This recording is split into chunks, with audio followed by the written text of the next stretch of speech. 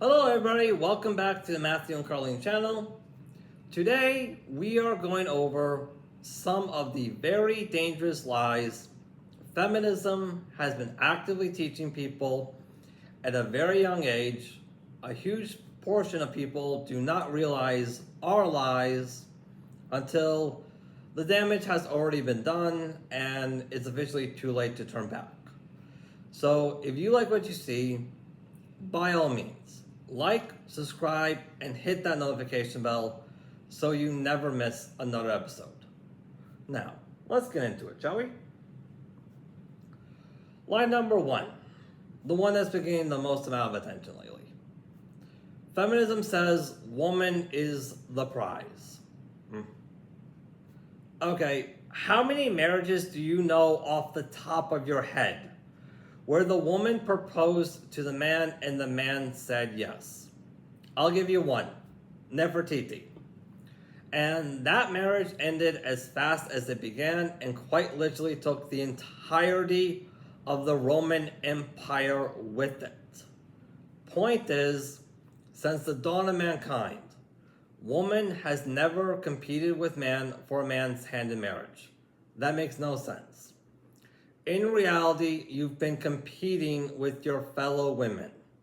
And to the victor goes the prize, aka the man.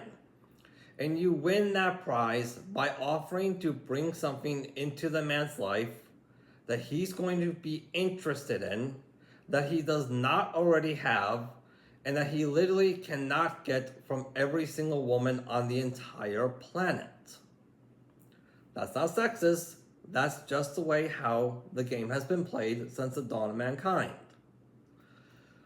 Line number two. Feminism says men only want one thing and only think with their... You guessed it.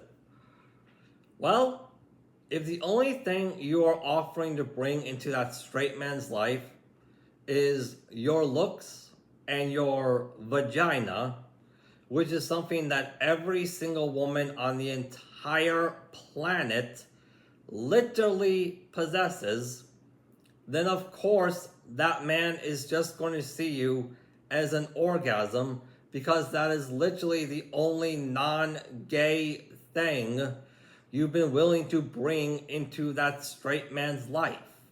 What do you think was going to happen? The man would invite you to live at the Taj Mahal? I'm sorry, I just found it kind of funny. I'm sorry, I gotta go. Okay. Line number three. Feminism says sex is a man's reward for being a good doggy. Your marriage contract, your covenant with God that you signed on the dotted line with a witness signature to verify that you signed it on your own free will, literally says you and your partner are supposed to be there for each other in sickness and in health, for better or for worse. There are no exceptions to this for when one of you is feeling sexual and the other is not. If that is something you are unwilling to commit to, marriage is not for you, because you've already confessed you have zero to no intentions on obeying your end of the marriage contract, and there's nothing the man can do about that. That's on you, the woman. Line number four. Feminism says the biblical verse of submission is slavery.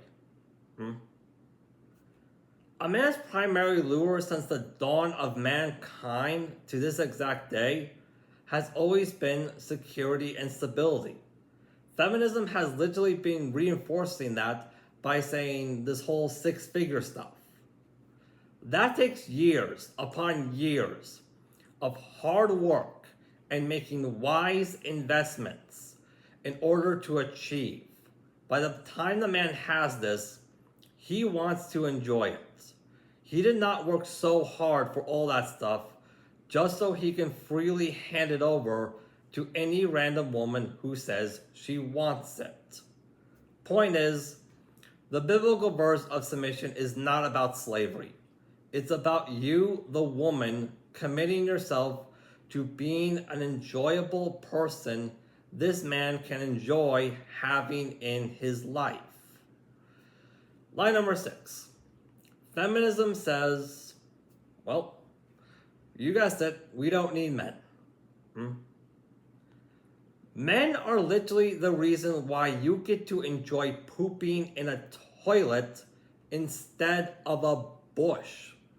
This is because construction work, road work, sewer work, literally all the infrastructure jobs that are responsible for turning your country into a first world country and maintaining its first world country status are male dominated by choice.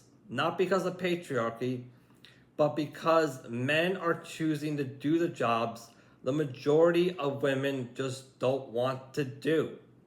Quite frankly, I think it takes a dangerous amount of narcissism for a woman to be going around whining and complaining about losing her supposed abortion rights, while simultaneously holding zero to no value for the people who she's been 100% reliant on for manufacturing and providing the tools and equipment for quite literally that exact surgery. There you have it, folks. Roe v. Wade was revoked, was overturned because of feminism, not because of patriarchy. And the final lie I want to put out is that feminism says we don't have gender equality. Okay, what's stopping the average Western woman from doing whatever it is she wants that's not biologically related? If you cannot come up with an answer for that without throwing a temper tantrum, an insult, or just getting off topic, guess what? That was a civil rights issue that was resolved a long time ago, and it's officially time for you to wipe your hands clean of it and move on.